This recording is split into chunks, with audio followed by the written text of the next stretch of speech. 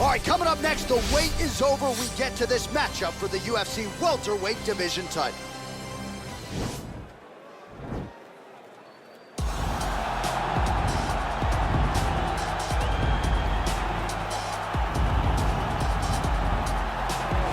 All right, so here he is, the #1 welterweight contender, getting set to challenge for the UFC's 170-pound title. Took a long winning streak in many years for him to realize this opportunity. He is not taking it lightly. He has said all here during fight week he's appreciative of this opportunity, but he is confident he is going to maximize it and leave as not just a contender, but a UFC champion.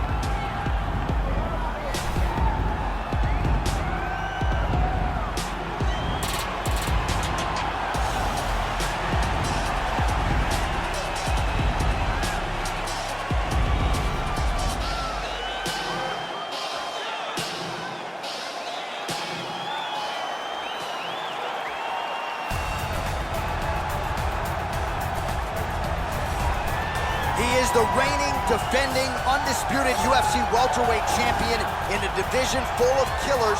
He has remained the hunted at 170 pounds. Now, unquestionably staring at his toughest challenger to date. Can he go back home as the champion? If he can, another chapter to one of the greatest welterweight legacies the Octagon has ever seen.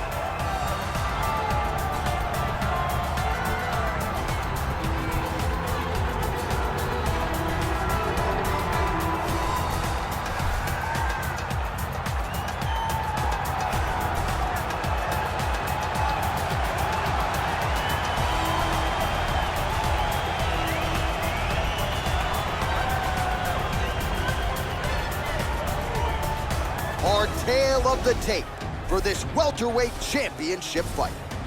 More than 5 years apart, with similar height and some differences in reach. All right, now to get us started, here's Bruce Buffer. Ladies and gentlemen, this is the main event of the evening. When the action begins, our referee in charge of the Octagon, Yves Levine. This is the moment UFC fans around the world have been waiting for. Live from the T-Mobile Arena in Las Vegas,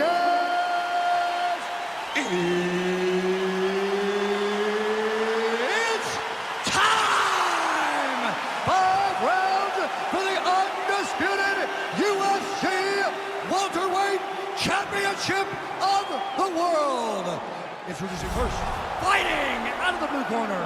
This man is a mixed martial artist, holding a professional record of 17 wins, no losses. He stands 6 feet 1 inch tall, weighing in at 170 pounds.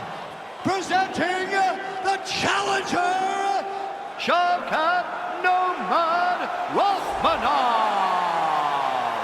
And now, introducing the champion, fighting out of the red corner. This man is a wrestler, holding a professional record of 23 wins, 3 losses. He stands 5 feet 11 inches tall, weighing in at 170 pounds. Fighting out of Chicago, Illinois. Ladies and gentlemen, presenting the reigning, defending UFC Welterweight Protect yourself at all times and win like a man at all times. If you want to touch love, do it now, go back to your corner. They touch him up and we are underway.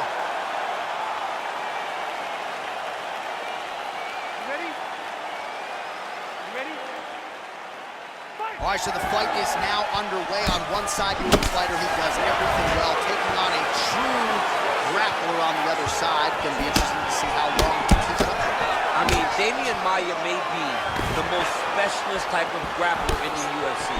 This guy resembles him in a number of ways. Let's see how he manages this fight against a guy that can do just about everything inside the octagon. All right, some really grueling work here in the clinch. Both fighters really struggling to get... Oh! What a fantastic strike to throw at the exact right moment. He deserves this moment. Go finish this fight. Now goes in and secures the takedown. He got his foot on the hip, and now he's throwing up a triangle attempt. He's going to try to move his left arm across to get pressure on the choke. Oh, wow. Oh! This might just be a matter of time.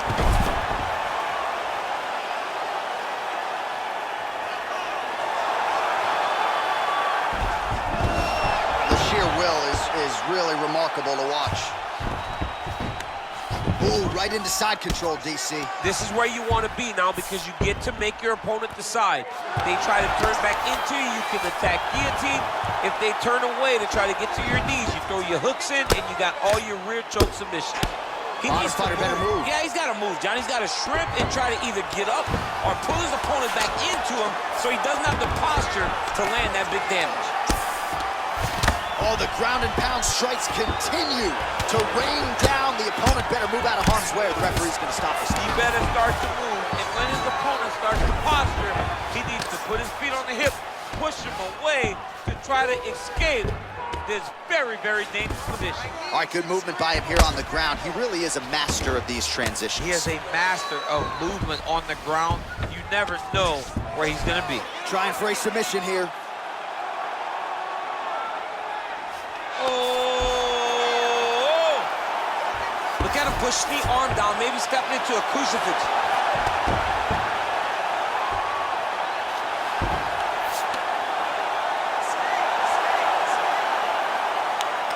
No way! His opponent had to tap from an inverted triangle. This is not something you see very often. Well, I don't determine who wins the bonuses, but when you execute an inverted triangle choke like that, 50 G. Pay that man. Pay that man. All right, so a wild round and a wild sequence there on the ground. DC, talk us through the highlight. He's such a phenomenal grappler. I don't understand how people don't know that this guy wants to submit you. He is the best grappler, best submission specialist we've seen in a long time.